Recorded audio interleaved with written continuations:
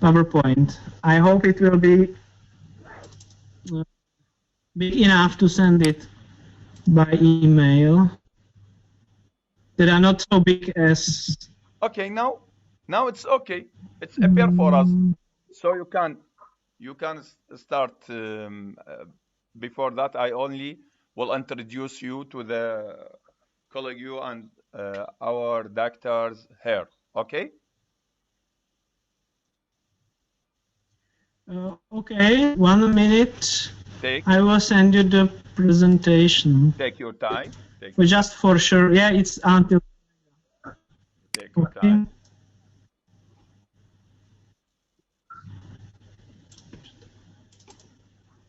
Yeah.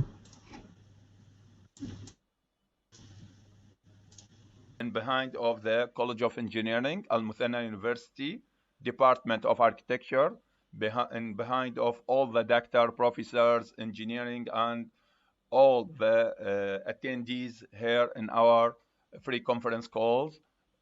We lovely and friendly, proud for Dr. Jaromer to be with us in this helpful lecture about the sustainability and the planning of Prague city. I know much about Dr. Yaromer. He's my professor, he's my doctor, and he's also my friend. He kindly working with us in updating the master plan of Al Simawa city and working many projects in Iraq. He have a plan and a goals and some vision to plan our cities in sustainable way. He will talk about his experience and his rich information about the sustainability and the planning of Prague city. Thank you, Dr. Yaromer, for accepting our invitation, and all the times is for you. Welcome. We are welcome.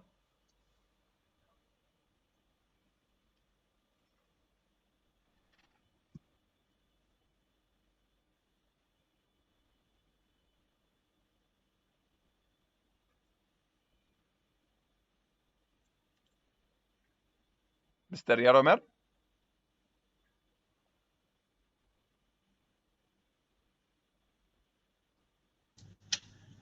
Sorry, now, once again. Okay. So, thank you, Ahmed. Great. Thank you for invitation. It is my great honor and also the pleasure at the same time to present you the developments of Prague and on the case of Prague to show the issues related to development of housing and the questions which probably all of us share and have in today's world. Is that okay, the speed and the understanding for you? No, okay, everything. That's okay. My question, Ahmed. Is it okay? Yes. Great. So let's go.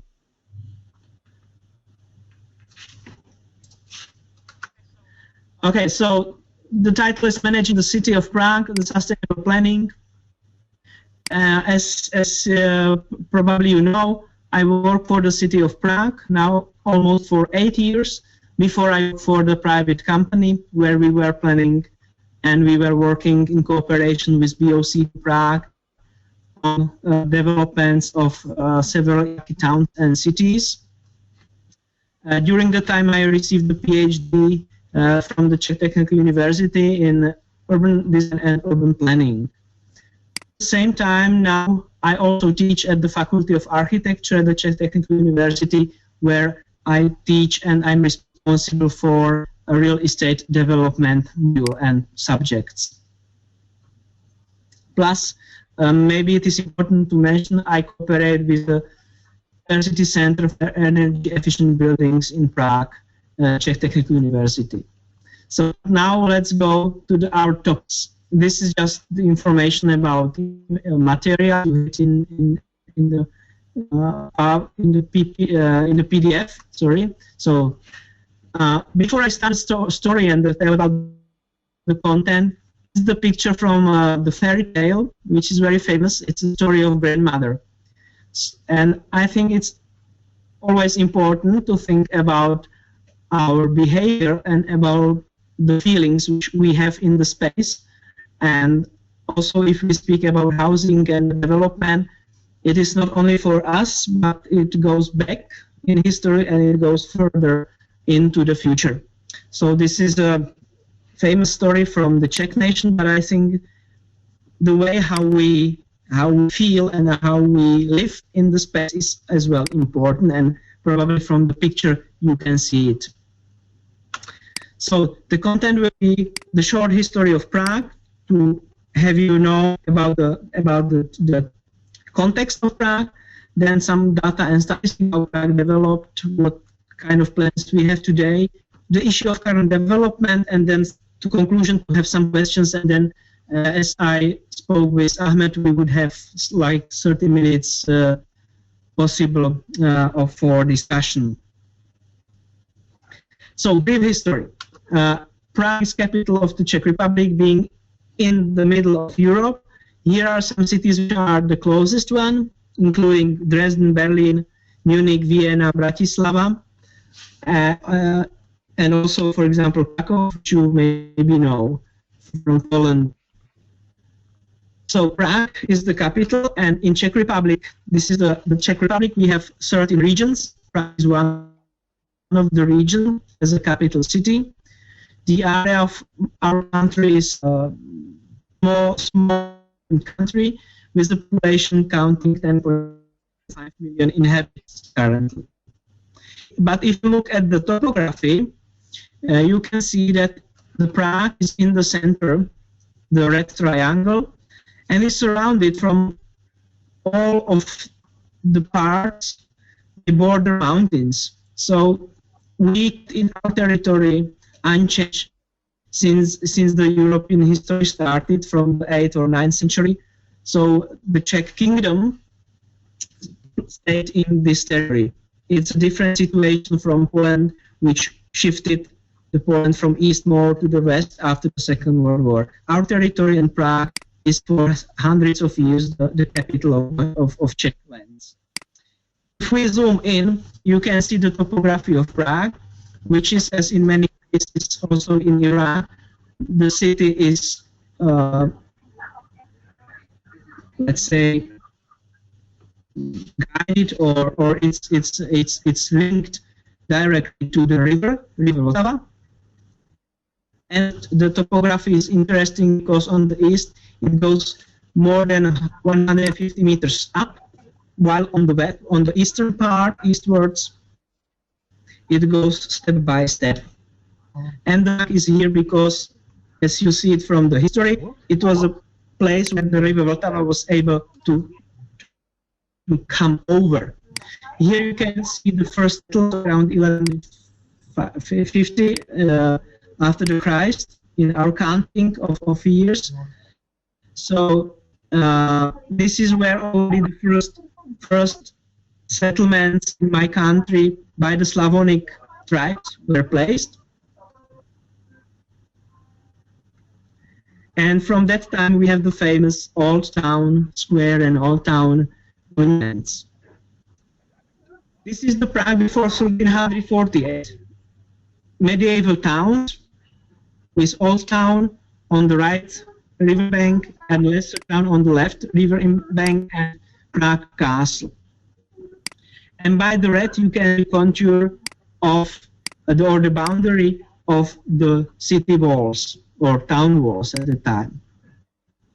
And and this is from other side, the same canals as we have today. And then comes the period of 14th century where Prague became the center of Europe, the seat of the Emperor of Holy Roman Empire. And in the medieval boundaries, you can see by the second red contour on the south and east that the city was enlarged, also on the left embankment. And the Prague at that time had like 30,000 people in the medieval times already, and it kept in the territory until the 19th century, until the industrialization started to play an important role also in the development of city of Prague. So for more than 500, or let's say for 400 years, 500 years, sorry, Prague maintained in the same boundary as the city. This is the picture of Baroque Prague from the times of Mozart. And this is how Prague and its current territory, so what is in color, you can see the territory of today Prague, the administrative border, but by the red you can see the medieval city and few villages around, or some settlements along the streams and close to some other important natural fields or other areas.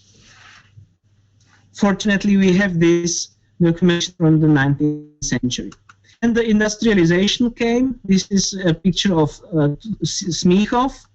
And then the 20th century with all the developments of the modern times. This is the housing estate Baba in modern style, built between 1920 and 1940. And this is how Prague was after 1948, after the Second World War, where a lot of housing estates have been built. So in ideas of functionalism, in ideas of Le Corbusier, of that cities which have enough greenery around and have a view from the apartment.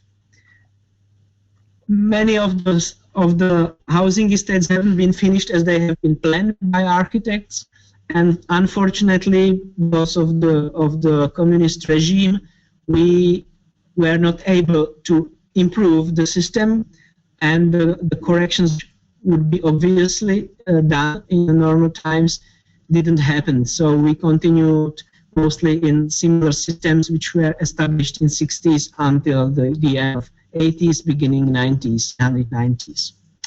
If you are interested in the manufacturing of that prefab concrete houses, this is a English written book from United States researcher Kimberly Elmanza-Record.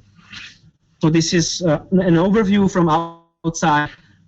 It is more for architects, shows the ways how systems have been, how economically it was done, and that everything was counted and managed quite well, also in time and money perspective. And of course, in the 60s, we had a really great plans from architect, how the Prague should look like, and how the space for inhabitants would be better. But what has happened is the life is always different, and so let's look at some data. This is how Prague looks like today from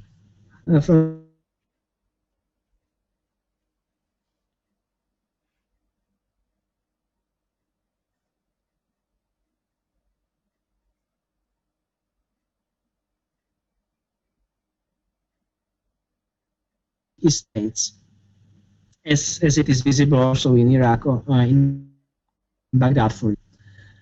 And you can see the natural elements which are very important for Prague as a forests, being in city center but also on the outskirts. Still some fields where agricultural production is still present. This is the topography of Prague with buildings, including the buildings and important roads.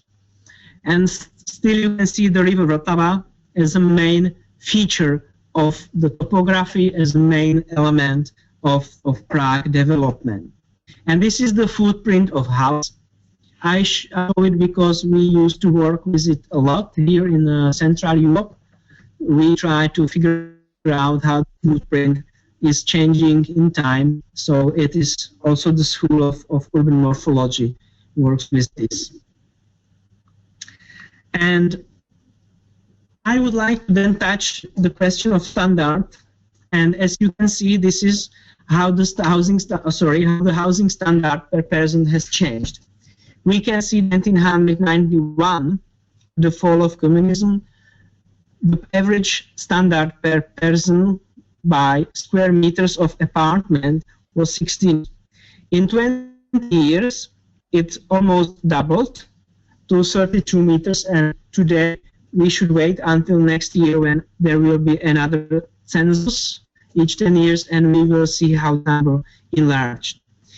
If you look at other countries or other cities, you see that Prague is not as it is, but is very similar to Budapest or Warsaw in our region.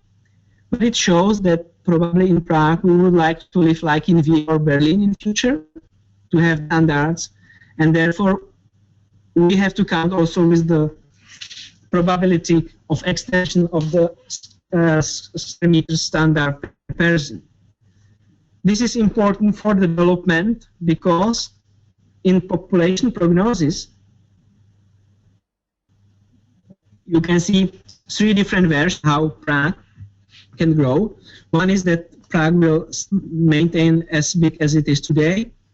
The medium prognosis is most probable. It shows we already have, in 2020, we already have 1.3 million inhabitants, so probably we go even with the development.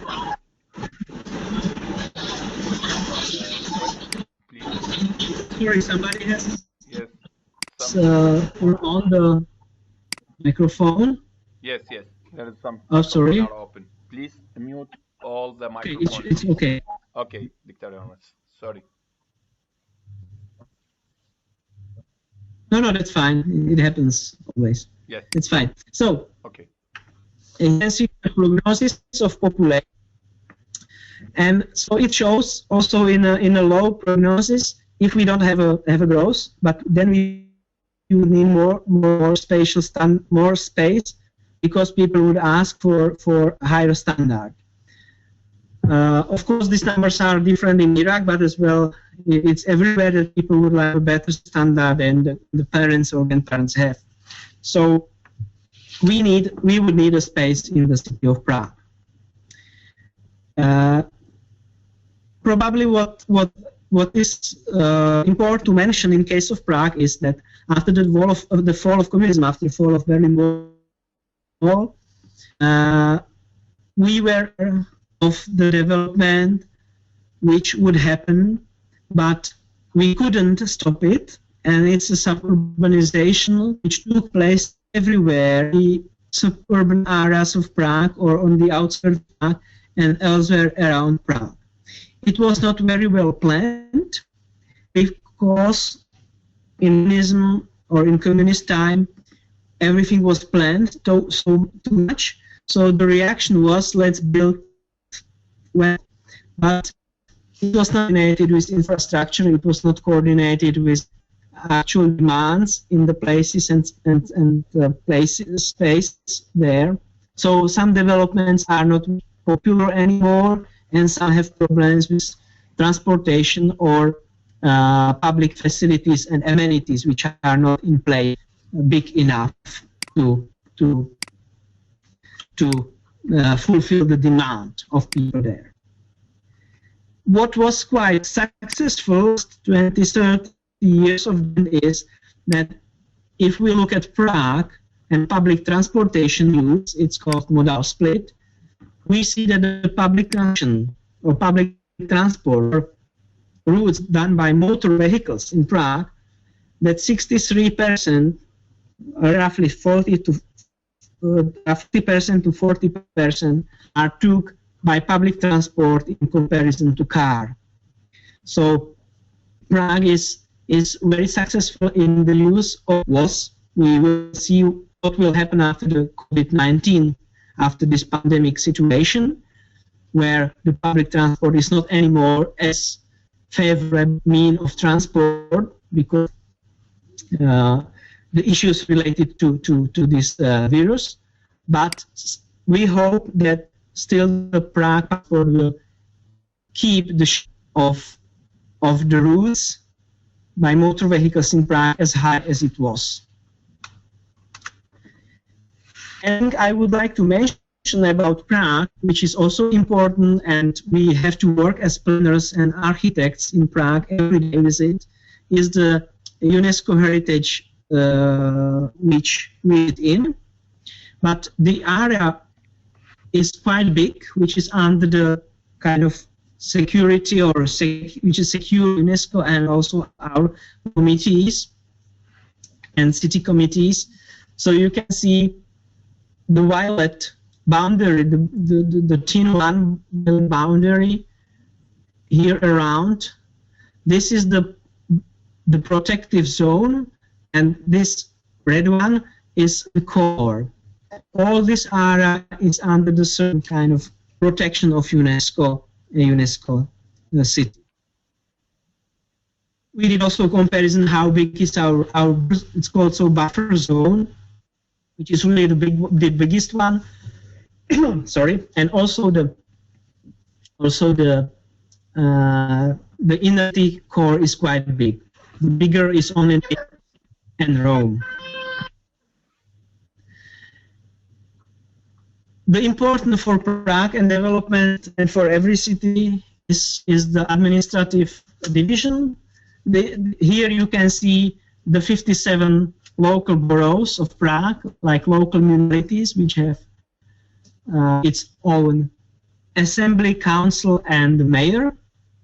They are organized in 22 administrative units, where some delegated power of state is provided in terms of planning and building. We have 20 different places in Prague where the application for building is provided. So it doesn't make it easy for us as a central administration of the city, as well as for architects or investors in Prague to make it clear what is necessary to provide. And this is the current land use plan from the year 1999. It's already 21 years old. It was done in the way that each specific plot is precisely defined by the use. So it tells not only that the housing is there, but also what type of housing, or that this area is specifically only for schools or others for higher schools, and we have many types of different parks and green areas, which you can see in the different colors of green as well. And because it's so well planned and it's already 22 years old, a lot of amendments to the land use plan, many changes have been applied. It's more than 2,000 now, so it is every day almost one change of the plan we have to prepare. In last 10 years, Prague changed a little bit, not in some parts a little bit, but in many parts a lot.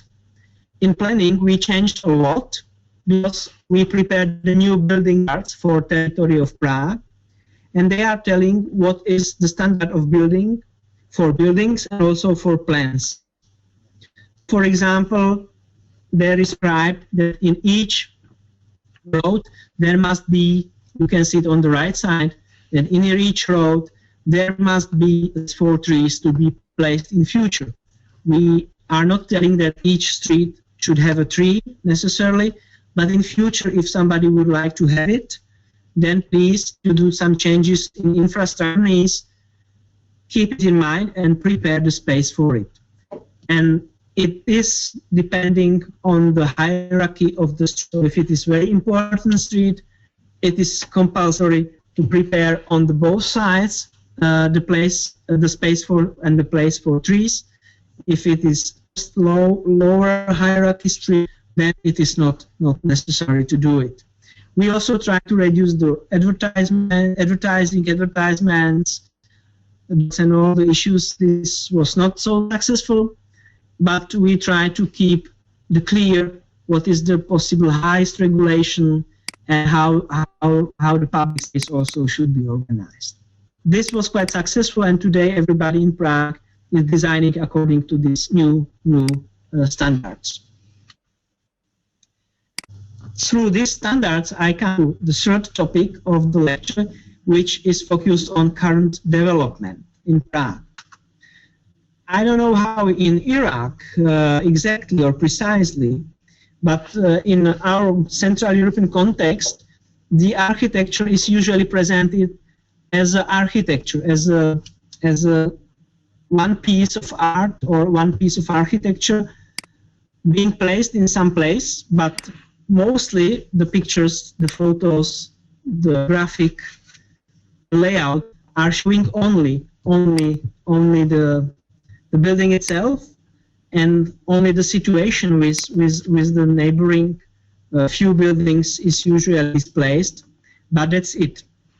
And I think it tells a lot how in Czech cases and specifically in Prague cases we think and we design, build architecture as well as the city thinks about it and as well as an architects. We and also the experts. This is the picture of Prague suburban area. This is one of the most successful developments. All apartments are sold out. It's 10 minutes by walk to the metro. But this walk, until last year, it is frozen 9. For 10 years, the people were crossing and cutting the field and had to cross it because it was the shortest way. But the development is so far away from metro station, and the developer was not able to make an agreement and to prepare anything more, let's say, sustainable and more, so the people find out their own way. This shows how the development happens also in the city of Prague, which seems to be very well organized also in this way. And in some cases that we were not successful enough. With all these spaces which we build, we create new identities, we create new parts of cities. And thanks to my PhDs, I was researching the quality of public spaces. And interesting is to look at Hillier and Hanson theory of space. They're written in the book of Sociology of Space that we have a problem, and they already in 80s quite well prescribed it and told us that we prepared the environments we work socially or should be great places for our cities, but they didn't fulfill or they failed, because today we recognize and there all the social problems, they are ghettos there, they are communities in decay, they face isolations or some parts of them, and also the physical danger is there present. So the modern architecture of the Second World War created more problems than solved, and we have to somehow with this heritage work as nuts. And that is also true for Prague, because in Prague more than 40% of people lives in new building being built in the 60s and 80s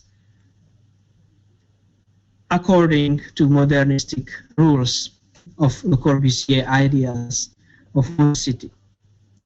So what's good for community, hierarchy, and also for society which understands the space, and the space is something which is familiar to that society.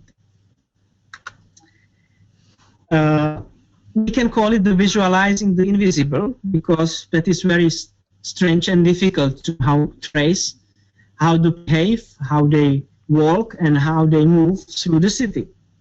But it is possible. I would like to show you the example of the historical city Prague, where we have closed with inner yards, housing, and you can see by black and white is the courtyard, usually green or covered by greenery, and the gray is gradement. With the and by white you can see the green areas. So the BR enhancement comes with space syntax. You can search it. It is placed in London at the University College of London. They prepared a configurational theory of space. They started in 80s, where the computers were not so developed as today. So they had problems at that time. But as far as we have current, let's say, machines, computers of today, we can do a lot of more with that theory. And it is interesting that it shows that the space and its layout and how the space is shaped, it really matters. If you look at the book, most of it is also available online. You can see two different examples. One is, let's say, more classical, and the other is more modernistic or postmodern, where you shake it a little bit. And what they show by their tools is the reading of the space. If they use some countings, how far is it from the center to the outskirt, how many possible connections I can make from one place to another, the more classical, also more hierarchical, from top is also more in the territory. While taking part on the right side shows that it is really not so visible where the center is, if it is really the center, or it is on the boundaries. If the situation is not very well readable for anybody, that you create the clusters which are closed in it. So let's go back to the vinograd. It's vineyard in translation to English. The historical part of city from 19th and 23. And if we make it what is public and what is private, you can see the public by white and the pub by black. This looks like this. And if we do what the Hillier and Hansen did, is that we will count the integration of the spaces, and you receive such a image of the street pattern, and more red means that more activities by the geometry can be placed there, that the geometry is important. So you see mostly on crossing of the streets that the color is orange or almost red. So there the activities, there the potential for activities and potential for meeting is higher. And it shows one important thing as well, because this is the historical city. If you go from historical city to this art today, you don't see in the layout, if I go back, you don't see here, this is the historical road. If you go further, you see that this historical road has the highest kind of potential, highest intention in the area, and it's really linked to many of other streets. So it proves something which is embedded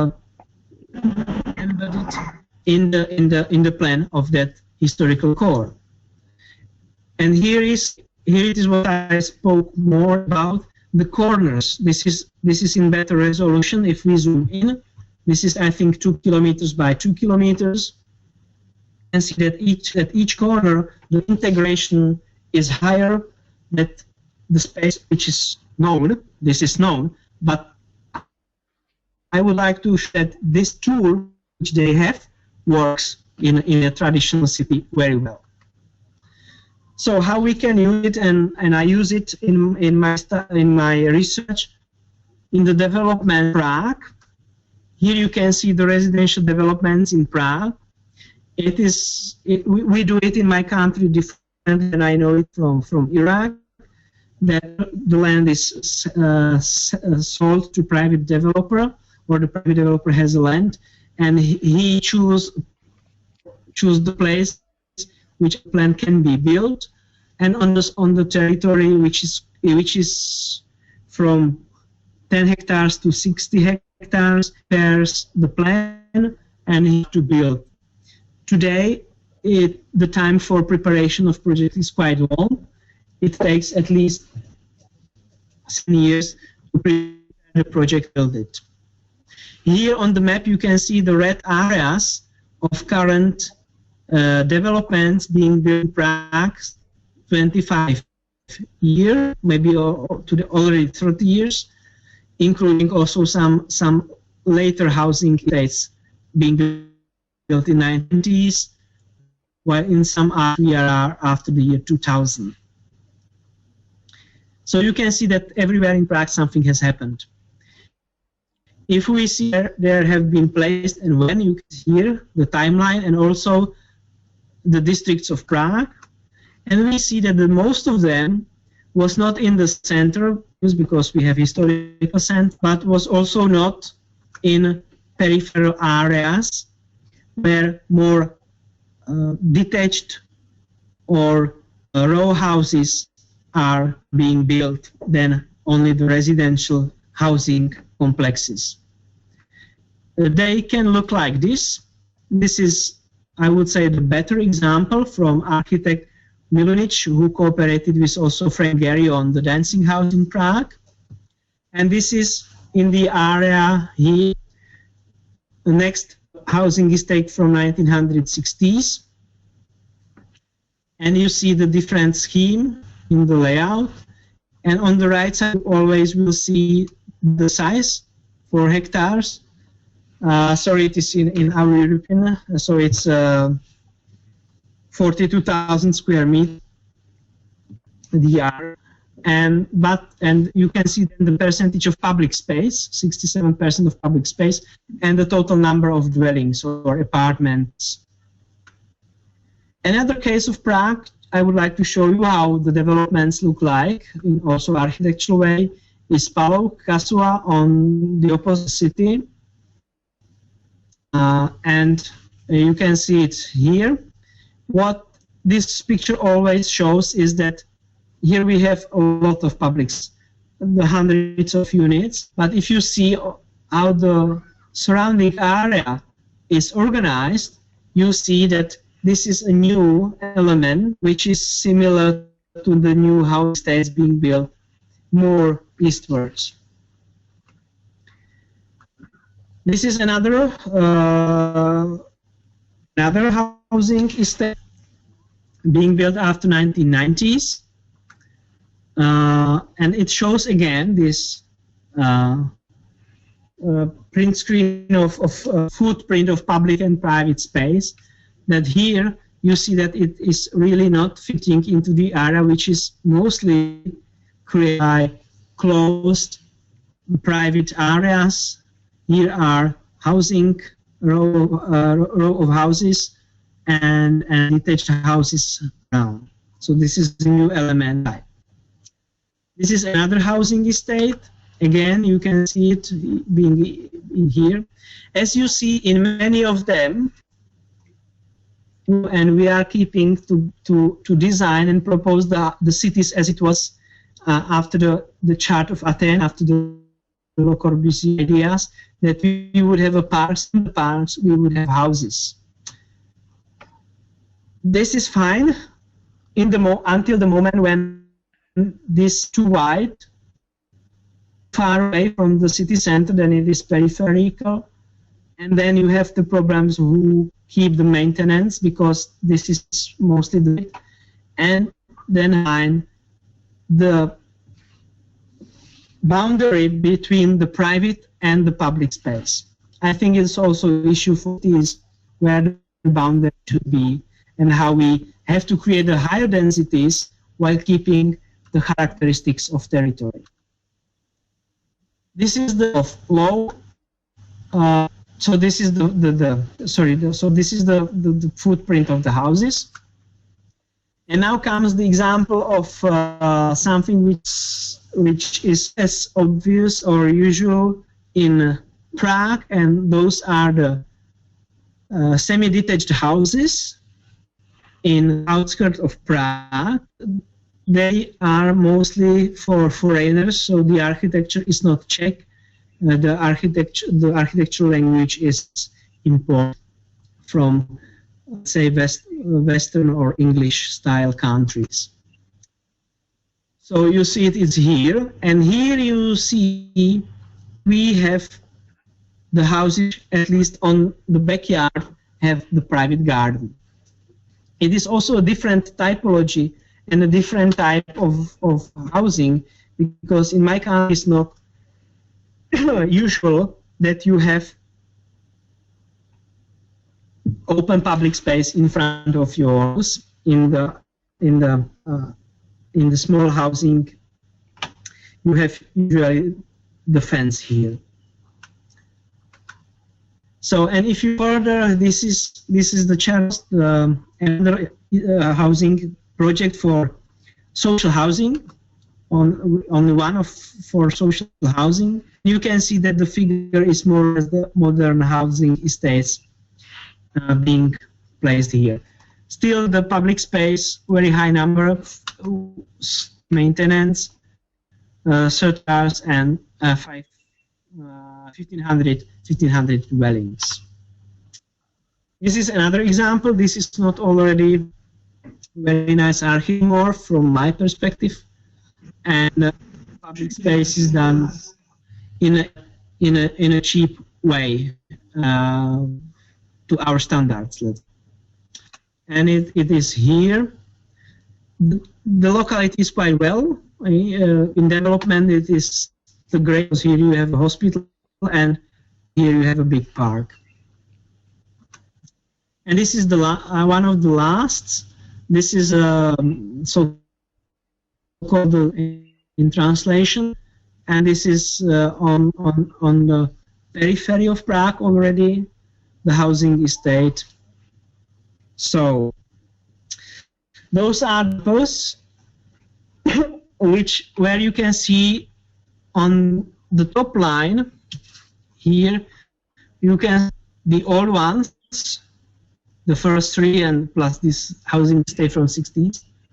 And in Prague, those areas are great areas to live, to go out as well in the afternoon, in the evening. Cinemas, cafes are placed there, many parks. And on the bottom, these 8 other areas shows new housing developments being placed on the, and you can see from this point of view that the shape and the footprint of the houses is so different neighborhood, and the hierarchy is not visible from this picture, and also not from the space, from the place there. And I spoke integration. Now I will try to explain from the space syntax what integration means. Integration, the vicinity of the residential developer is higher. The level of integration is lower in the residential developments, and interconnecting points are limited. So this is the image of this integration according to space syntax done by software Depth Map 10. You can as well, I think, download it. And they have also, I hope, for free as well, updates or tools which can be used in GIS web. So if here you can see the Vinohrady, Ořechovka, and Davice, the sorry, first three, fourth one on the top are the historical parts. You can see the clear hierarchy. You can see the main streets, the connections, the most important square in that part. And if we look at the housing developments, we see that obvious and clear where the hierarchy is placed and how we have to organize ourselves in the territory. So it shows in the new housing developments, we lost a lot from the knowledge of our generations in history, our architects from 19th or 20th and planners of the city. that today we lost a lot of hierarchy, a lot of differentiation in many spaces, which also is not related to how the architecture looks like, but also how it's spatially organized, which shows these schemes here. And we can speak about hierarchy as well. Often in the new developments, which is here in the center, by existing housing estate, there was an idea of the square, which seems to be on crossings of important by red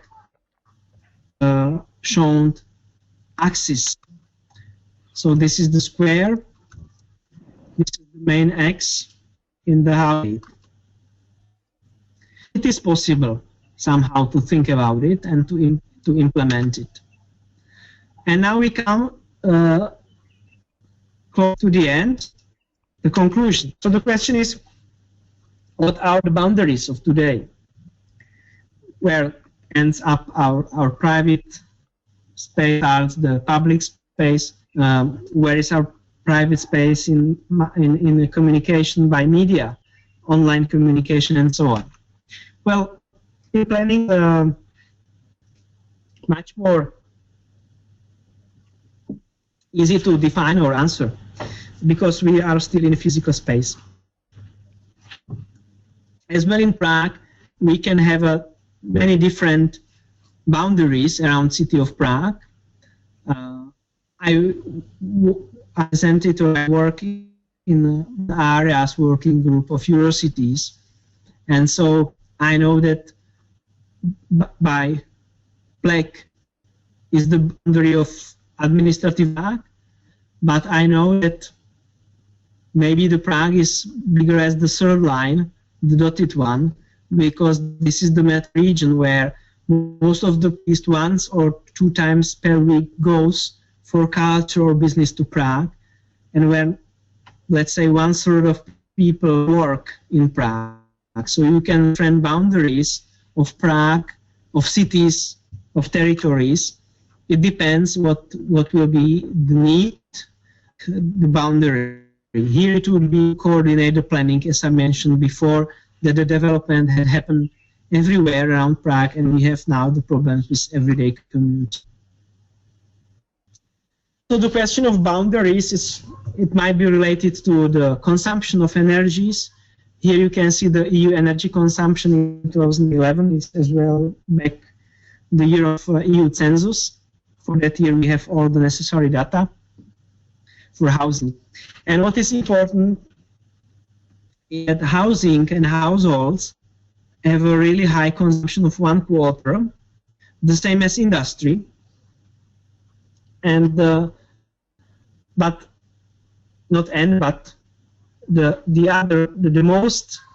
the highest consumption is in transportation and traffic, which is related to housing.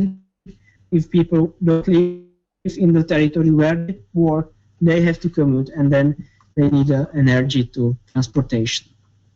So probably you are familiar with the Sustainable Development Goals, which the United Nations has prepared for the cities and for the cities, national governments to work on sustainable development. I think the planning and the architecture can be found not only in one, not only sustainable cities and peace, but also responsible consumption and production, industry, innovation. Well, and some final remarks to think about also in your context. I think more up to questions than maybe in our context in Prague. That we know that many people live and more people will live east. That cities only cover 3% of Earth's land, but 80% people and our energy consumption will be there in 2050. We have that rapid urbanization has a pressure on fresh air supply, sewage systems, energy, to public health, as we were facing it here also in my country last three months, thanks to or due to the COVID situation. So, but what is important is still to mention for us, I think, also in this situation, that the high density brings more efficiency and more technological innovation, and can reduce the energy needed for future, can save the energy for future generations, and we can still prepare the areas which will be quite high in density but good in and really good in quality, and that people can enjoy them and live there in a peaceful way, and also that those areas will be safe, maintained on different times, also of the times of diseases, which has proven in many cases the vitality of us, and showed probably that in some areas we might be more careful than we were before. Thank you for your attention. I think I'm in time, and I will be ready for your questions and remarks and discussion if you would have. Thank you. Thank you. Here you have a list of I have used. Thank you. Thank you for your very attention. much, Dr. Yaromer. I am very proud you are with us for this variable richness information. I know you before 10 years about your lovely for our cities in Iraq, how you work in briefly and honesty to develop our cities when you are a consultant with BOCP, Cheeky and Company. But in behind of the University of Al Mosul, University of Kurdistan, University of Wasat, University of Baghdad, University of Technology, that their doctors are there with us. I thank you in behind of all of them. PhD students are there also, and all of them thanks your helpful lecture, and they wish if you can in the future to be a new lecture, a new valuable information in the next.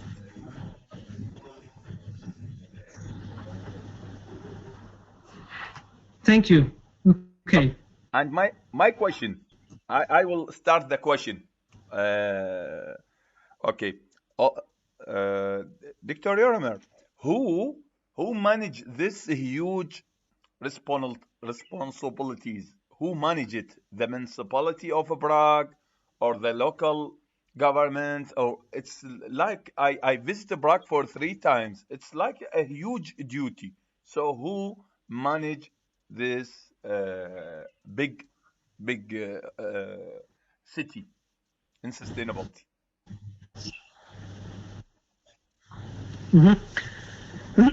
Well, first of all, fortunately in planning, we have only one recipe for the territory of Prague. It is the black line. Our territory, the planning is in responsibility and in hands of the city council of the whole Prague. So for preparation of plans, strategies, yes, it is the city council which is responsible, and the city hall.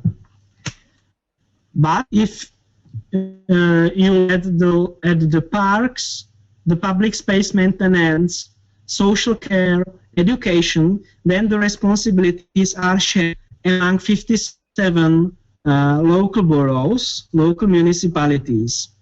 So then it comes more difficult to we speak about the public spaces and their maintenance. Then we have several companies, depending, they are hired by different local boroughs, local municipalities. So in one part of Prague you have another company, one company, in other part of Prague you have another. So in that way it's more complicated to make some changes and to some systematic changes. Fortunately, in Prague, we can better because this is in the hands of the whole Prague. So that is better. And if you ask in every way, Yes. there we have a shared responsibilities of councillors, because we have a city councillor responsible for planning. Yeah. Then we have city councillor responsible for security and infrastructure, where a lot of let's say the hard work, like the hard work, I mean pipelines and protective system against floods, or maintenance of big parks, and he is also for, because this city council wanted and still wants to seed in Prague 1 million trees. So this is that department responsible under the city council for infrastructure and security.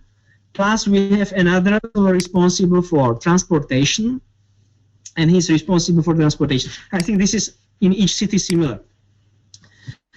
For development, it is problematic a little bit, but fortunately this city council is progressive and well organized.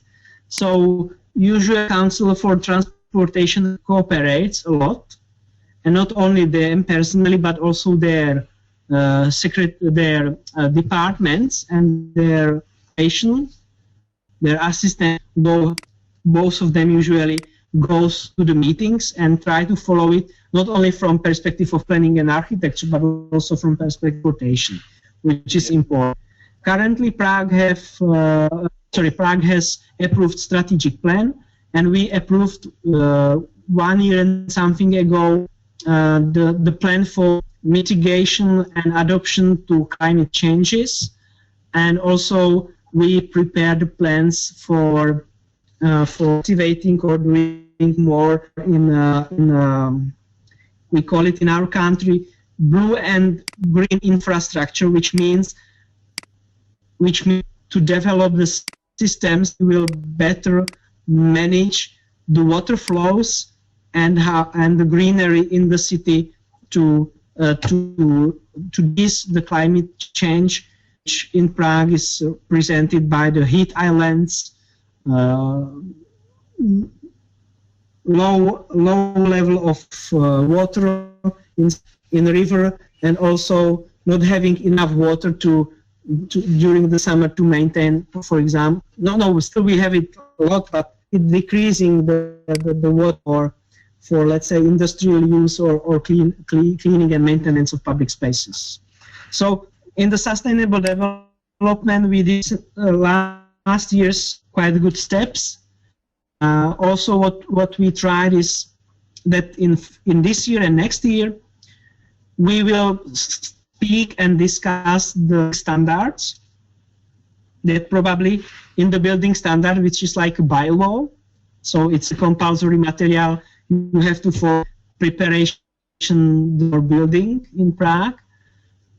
You have to follow it. So probably we will if this bylaw standards shouldn't be something which will tell you that, for example, if it is not a historical core, make a green roof or make a tank for maintenance, an amount of water, and so on and so on. Yes. Because now it is more general in this prescription. It might be maybe in future more precise. Yes. Yes. So I think this is like an overall answer to your question. Yes, I appreciate. Thank you. I also welcome for Dr. Mohammed Said, the General Director in Ministry of Planning. You are welcome, and also the expert Ustad Dawood Salman from the Ministry of Municipality. He worked with us as an expert in the planning and updating its master plan. And also Dr. Mahmoud Al Khayat have an addition and notes you are welcome. Dr. Mahmoud Khayat from the University of Kurdistan. You are welcome to have, if you have any question or notes, Dr. Mahmoud.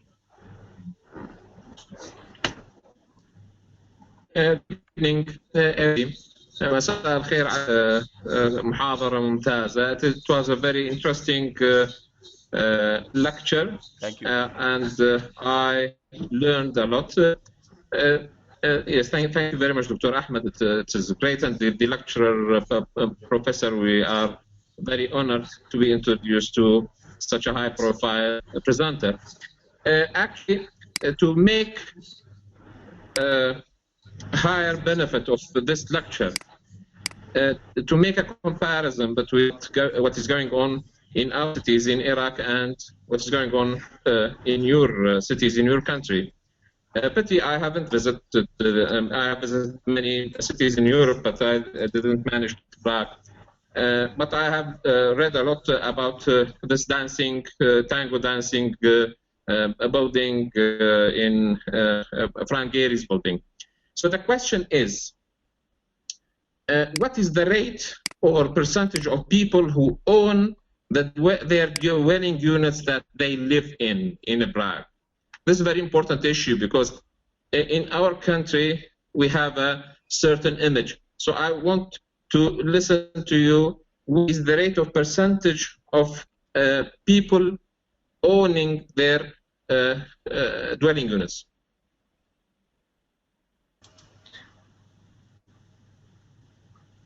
Listening to the answers, then continue to other questions. Yes. Okay. So good afternoon. Okay, I'm doctor as Dr. Ahmed is at the university. I teach there, but I'm not a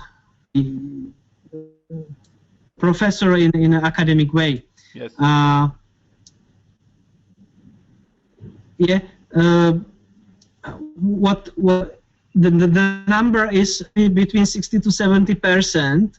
Only 30%, up to 30%, only from 20 to 30% according to numbers, and it was difficult to find out the precise number because we have approximately so approximately 30% to 30% approximately are renting, and let's say 60 to 70% are living in, it's called in English, owner-occupied households. So this number is quite higher. It's twice higher than in Western countries, higher in Vienna or Munich. Because of our history, in communism, everybody was forced to rent or live in a state or city apartment.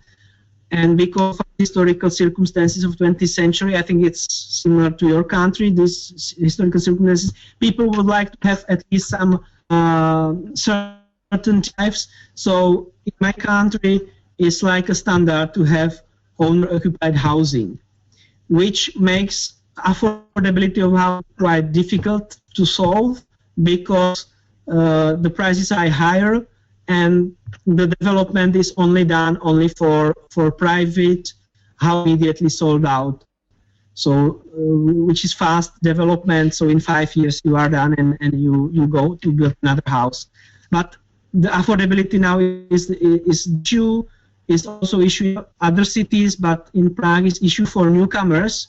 For the people who live here already, it's not such a big issue because the percentage of which who live in their house is quite high in my country, because we have. So, this looks similar to, and you have noticed the rate is similar.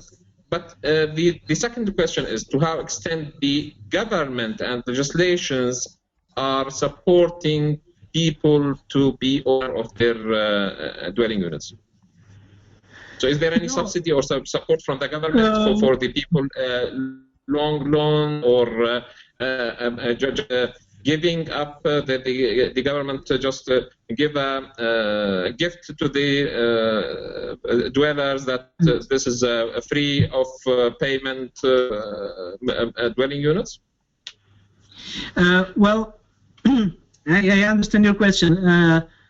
Partly yes. I will tell you the example. I think 1 or 2 years ago there was a program of national support for new housing, which was that as a couple expecting after the marriage, expecting child or not expecting child, you can ask for subsidy as kind of subsidy, which was the loan for free, I think, and it was the amount you can ask for was only 1/10 or 1/7 of the price of the apartment, the average apartment in Prague. So for people from Prague, really, it was some help, but not really sufficient enough if you are young and not having money from elsewhere. But for people from, it was quite good support. The prices are, let's say, on the half level of the price of Prague. But the total number and the total amount of was only like for hundreds of people who can ask and can succeed. So and we know that in Prague we would need from 6,000 to 12,000 apartments per year to be built to have enough houses in Prague to accommodate the needs of current situation. So and the support of government was and still is that you can lower your payments to the national tax system if you have a mortgage. That's the only advantage for that, for your apartment or house. It doesn't matter. So this is on a few elements which can support you, and the most of the market in housing is privately run and based on the side of investors and also on the side of banks.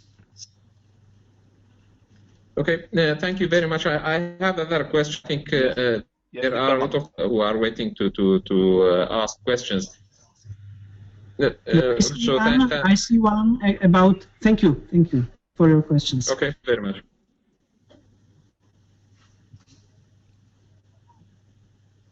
Okay, can I speak, yes. Dr. Ahmed? Dr. Zainab from the University of Baghdad, College of Engineering, Department of Architecture. You are welcome, and you can answer, ask your question. You are welcome.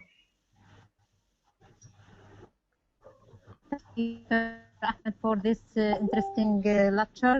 Thank you, Dr. Jaromer, for this. It's a pleasure to hear this valuable lecture about sustainable development in Prague. Actually, I am teaching GIS class, Urban Sustainable Master Degree, and also architectural design, urban design. So I heard from you a couple of simulation programs like Syntax and GIS. My question is, have you developed in your work for these years?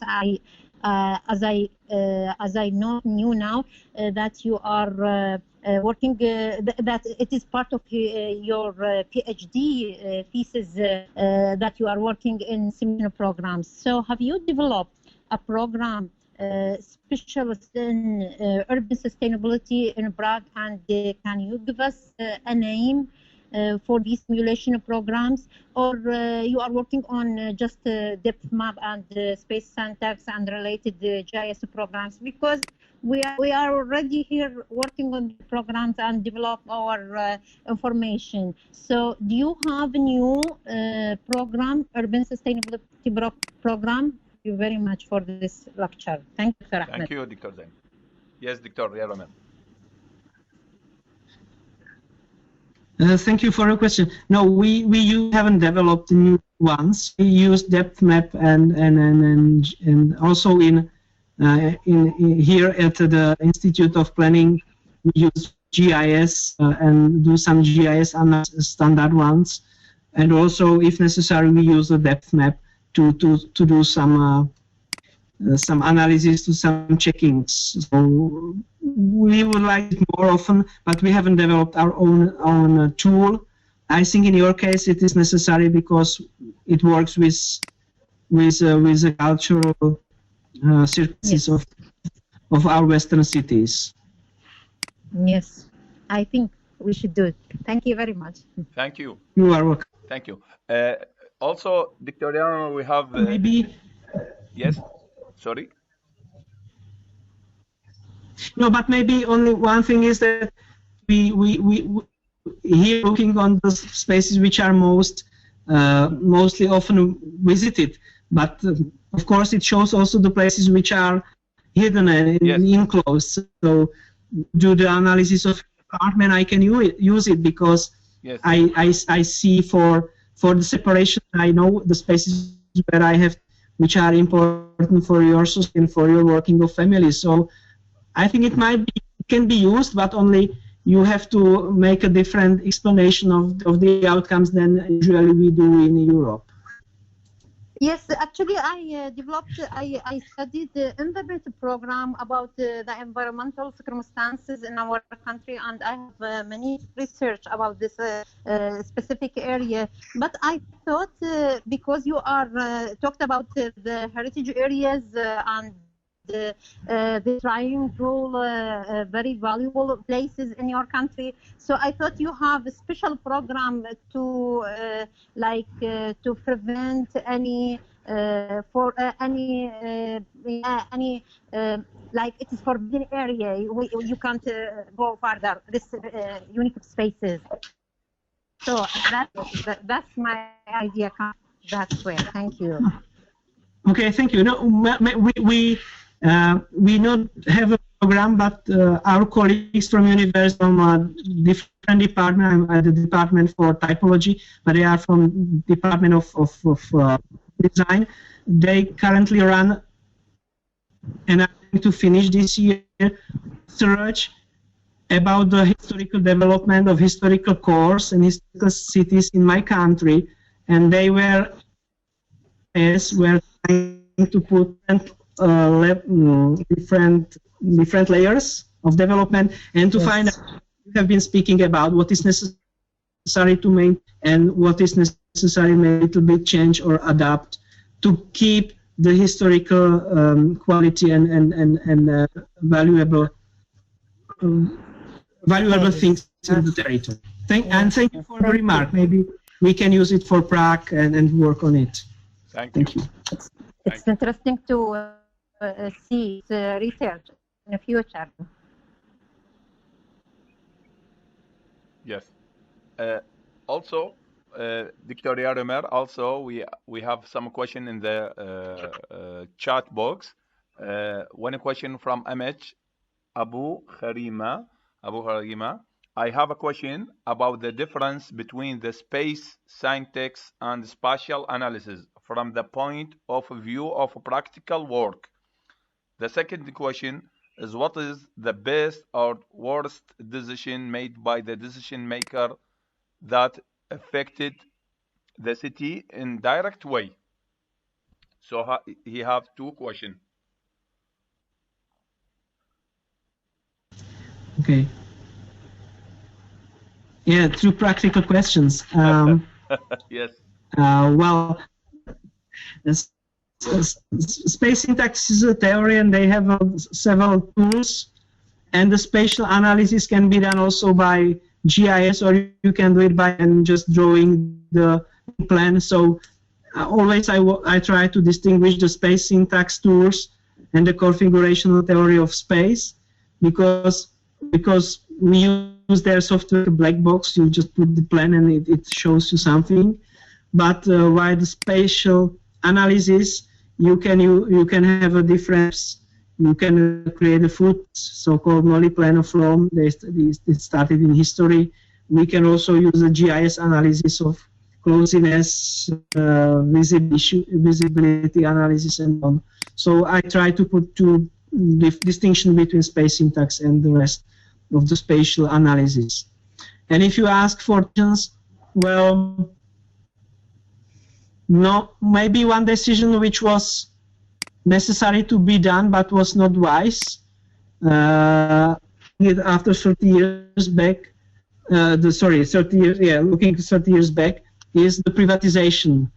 I think I don't know how in Iraq you think about, or how the housing and all the properties which were under the state, districts, governments, and also in my country we just privatized a lot, most of them until 2000 in 10 years, and we also privatized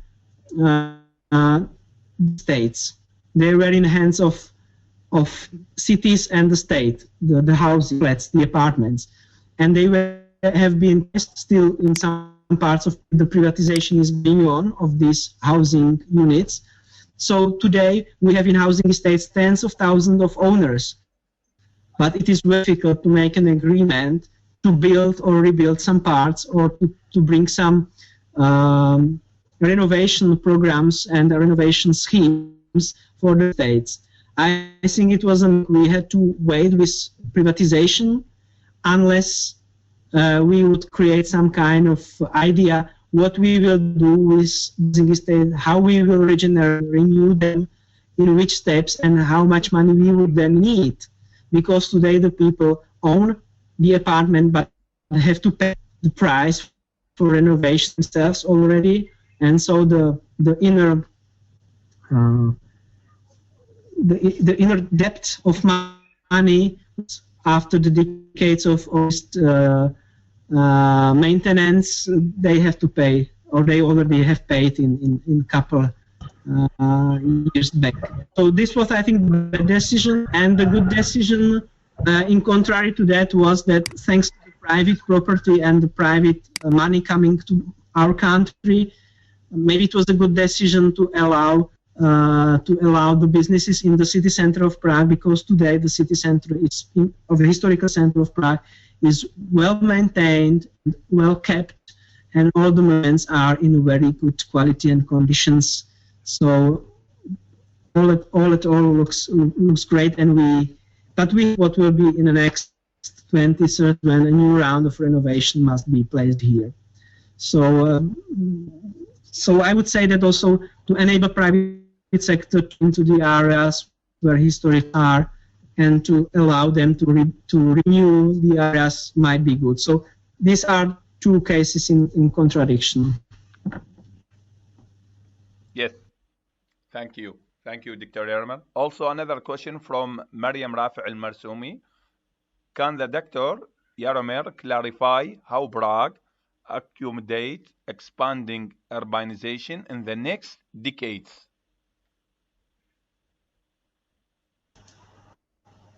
No, good question. If I will know, then I will candidate for mayor. It's really difficult question because we have a democracy and elections. We are not able to predict how the future government of city would look like 2 years. We already would have announced. So a current city representation tries to change which we have had in Prague. It was a decline of houses being placed into the market every year. So they try the way from down. So we would have in future at least 10 to 12,000 houses or housing units being placed into the market every year.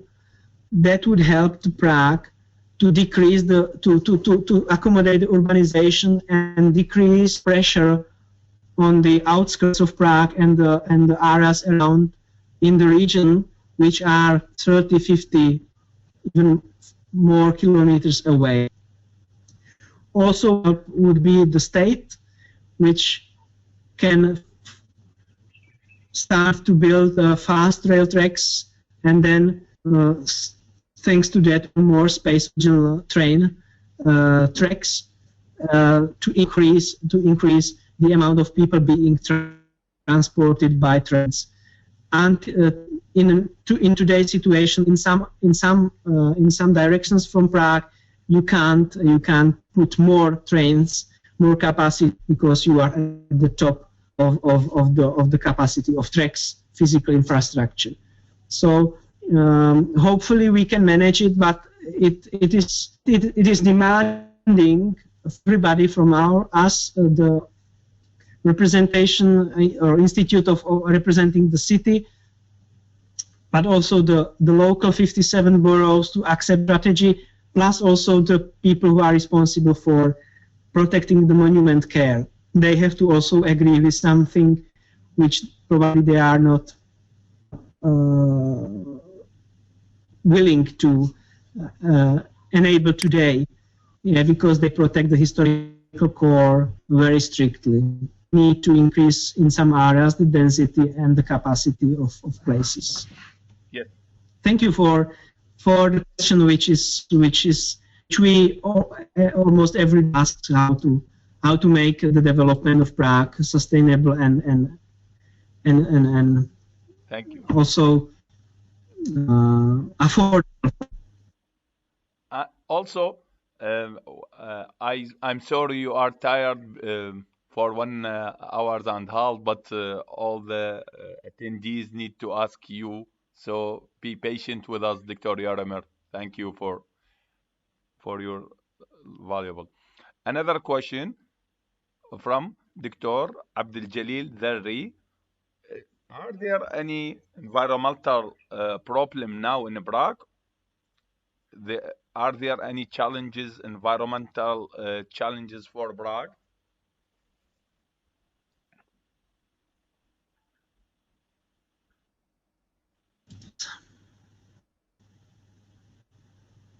Yes, there are.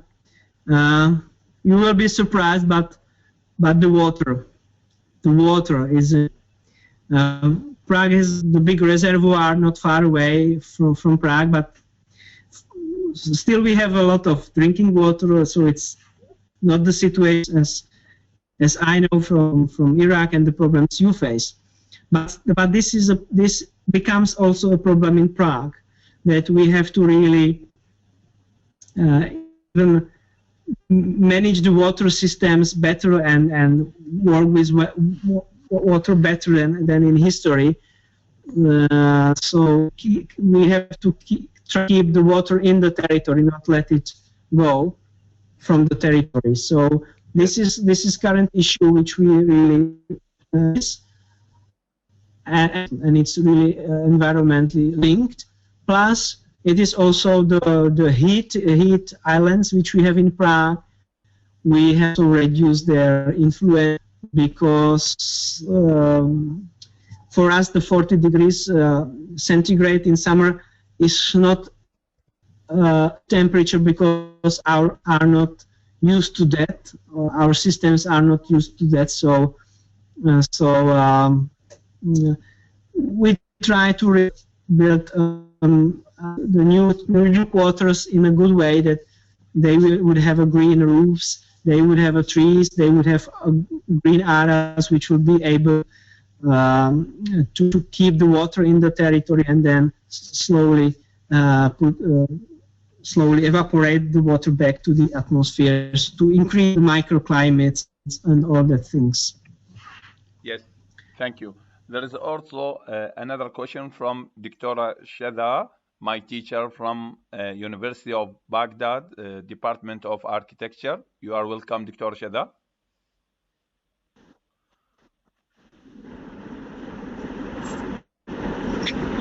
Yeah, good afternoon. Yes, we hear you. Yes. Good afternoon. Are you hear me? Yes, Dr. Shada. You are welcome. Thank you, Dr. Ahmed. Thank you. Thank you, Dr. Ahmed. Thank you, Dr. Yaromer, for your important experience. My question is, in your master plan you planned, how could you make enhancement in infrastructure of circle part of city? like transportation, culture activities, all the parts of infrastructure. And is the historical part conserved of its residential uses, or it has changed its function towards culture or whatever function? And what about the owners of the traditional houses? Thank you.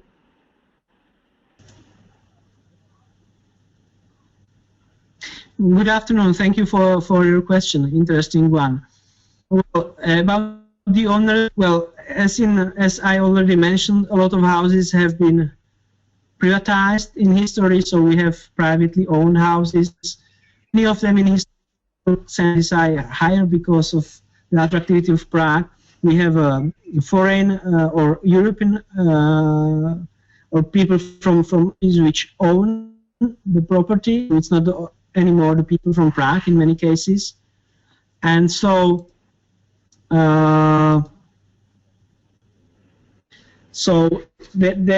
therefore we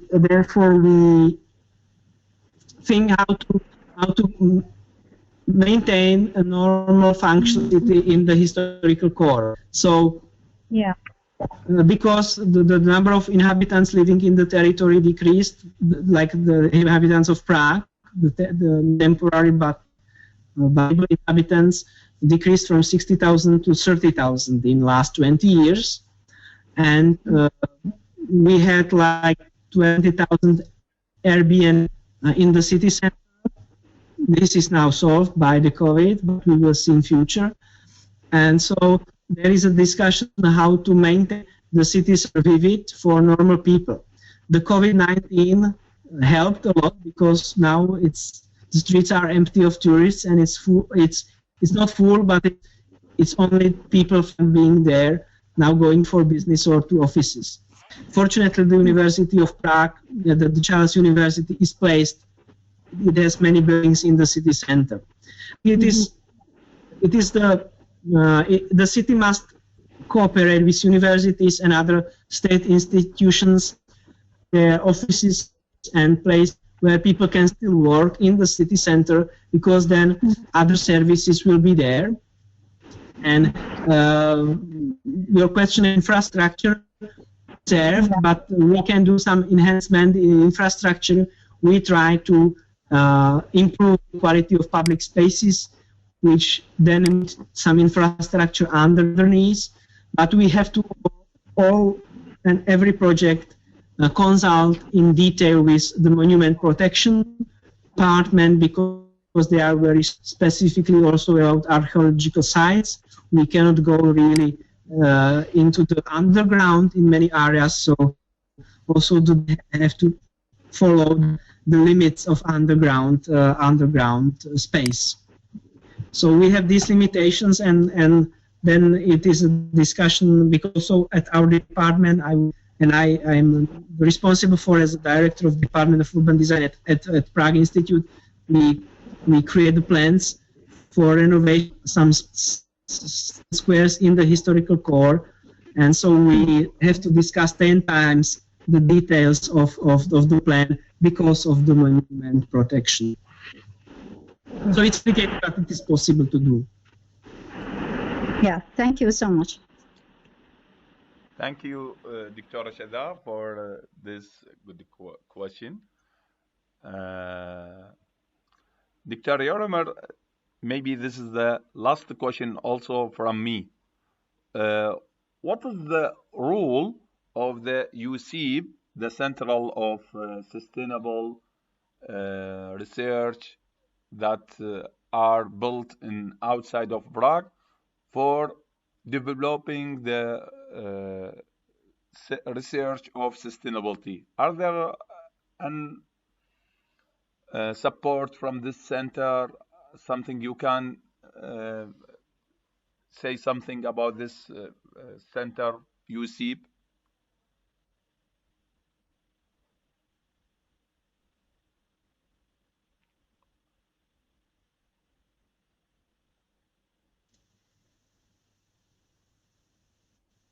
Yes, thank you for the questions. I can. It is a center which was built 5 years ago, yes, and created 5 years to combine different areas of research which were provided at the university, at the Technical University. So it combining civil engineering, electrical engineering, and also architecture, and also biomedical engineering, which we have at the university. And so they look closely on the issues. They also try to understand the whole process, not only to design and to research something, but to put it in place, and then also to ask how it works. So they also, on the projects where I'm responsible for, urban design and public spaces, consultation, we try to work also with local municipalities. So they would like knowledge, but also to municipalities and industry.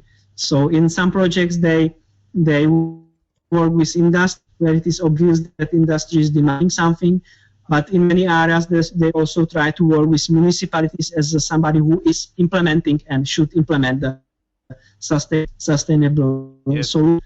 So but they, as many other research institute, it should also normal business cases. So they are also asking for some money for their research. So some of them is done national grants or university, but some of their spendings they have to find out from commercial project and consulting.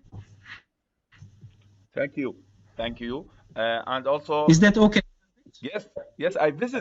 I ask you because I need to talk for the attendees about the UC, because I visited twice when I go to Prague in 11-16 and before 1 year. I see it's so beautiful center. Also, he win a prize maybe in the sustainable building. The building itself winning a prize in the sustainable building, as I remember, maybe.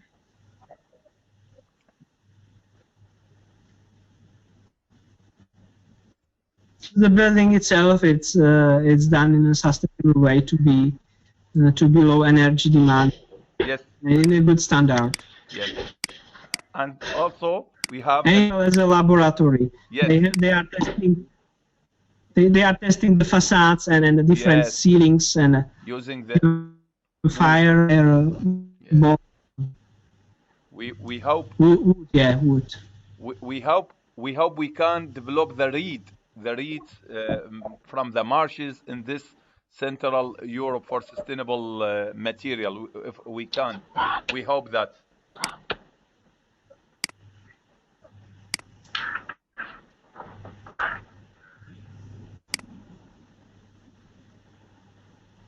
Okay, it seems that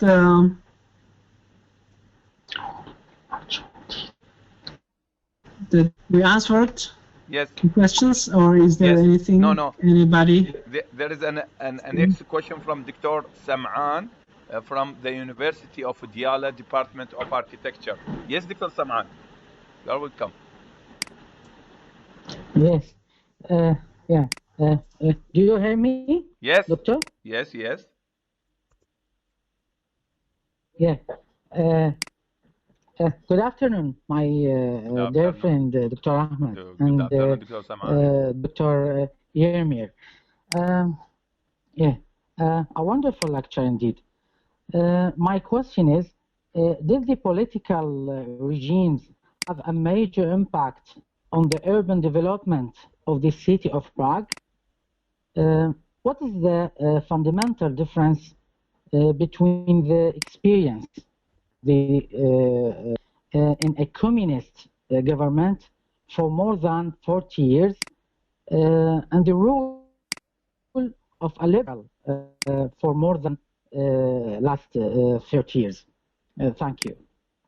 Thank you, Dr. Sam'an. Mm-hmm. It's not easy to answer because the period 1948 to 1989 was the period where Prague enlarged from 900,000 to 100, enlarged by 300 people in 4 decades or 3 decades. And so it was really a big development every year, almost every year, 10,000 apartments since the 60s. Because in the 60s there was a housing crisis. So the national government started the program to build housing estates in Prague. And it was of course, the centrally governed, organized through the Communist Party bodies, the building of Prague. So there was a lack of bottom-up approach and any local people and local representatives, even though we had by paper the elections into all levels of government. So the influence was weak. Honestly, we have to say that it helped a lot of people in the standards of their livings, but we inherited the clusters of cities where we have to think what will be the next developments and next strategies, how to little bit picture of it, because thanks God the ghettoization didn't happen in my country, but we know it from France, Great Britain or Netherlands that it might happen that the big housing estates in modernistic way can become ghettos for the social deprived people or the people with low income in future, because it is not attractive. It might be not attractive in future to live there. It's not case of, but it might be in future. So that's that. So that was without any involvement from the bottom. While today we have a lot of involvement of bottom up, of local people represented by local initiatives and non-governmental organizations, NGOs. We have a lot of input from private sector, and plus we have these 2 levels of governance. We have the city level, and then we have a local municipality. So all at all, this mixture makes it very complicated. But it is a democracy which probably this is, I would say, the money we will have to pay, or the time and money we have to pay for organizing. So still we learn how to make the processes better. Our institute did a lot in participation. We asked for grants to have a participatory processes and people responsible for participate local, municipal. We have participation in all of our projects. But it doesn't mean that we would like to ask and speak to everybody, but it is in a professional way, and the organization, the consultation with people in the territory, with people in administration, and also people responsible at the local borough. Because what's important is that if you really can bring everybody to the table, then at least he cannot tell at the end of the process that he was stable. Friends between today's situation and last situation, and of course as a official, or as somebody who also works for the municipality of Prague, I cannot maybe understand or agree with everything what our political representation does, but I have to respect it because it was people. So, and the legitimacy of some decisions is today, of course, the higher, and I have to follow it, even though maybe I don't do it in specific detail. So I think this is the biggest difference. Maybe somebody can tell that the city is not really good, developments are not. That's how architecture is. It always shows after the delay of 5 or 10 years the state of society. So we have some buildings which have been built here as well, so hopefully for next generations we also keep some good campus, and also we keep something which tells about us and our lives, how we live.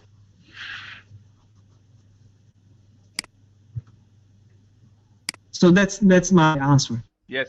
And for the question. Thank you. Interesting one as well. Thank you, Dr. Sam'an, and thank you, Dr. Yaromer, for this valuable answer and the question. Yes. Yeah. Thank you, Dr. Yaromer. Thank you. Thank you, Dr. Ahmed. In the end of our lecture, valuable information with my doctors, teachers, colleague, and our professor, doctors, PhD student, master student from the University of all Iraq universities, from Kurdistan, Mosul universities, Baghdad University, Technologia, Wasit, Samarra universities, المثنى universities, all the universities are, we are invite you, Dr. Yaromer, to be with us in the next and next and next lecture for this valuable. And behind of all of them, I say to you, very, very, very thank you for all your efforts to explain the sustainability and the city of sustainability that I visit Prague more than 30 times, and I see it lovely and friendly city in all its details, in the transportation system, infrastructure, and all the friendly people, the friendly doctors like you, Dr. Yaromer, the friendly university, all things is beautiful in Prague. So, and behind of all of these or those, I thank you very much, Dr. Yaromer, and wish you all the best and to be with us the next time. Thank you, Dr. Yaromer. Thank you, Ahmed. Thank you everyone for listening, and thank you for the opportunity to share with you the knowledge and to exchange also the thoughts you have and we have here in Prague. Thank you. Thank you very much. It was a really great pleasure to have this afternoon with you, and I wish you all good health, and please be safe in today's world. So thank you, and have a nice afternoon and evening. Thank you, Ahmed, for organizing this. Thank you, Dr. Yaromer, and wish you all to be safe, you and your family, and Prague, the beautiful city. Thank you, and goodbye for all. And thank you. We wish you. Thank you. Goodbye.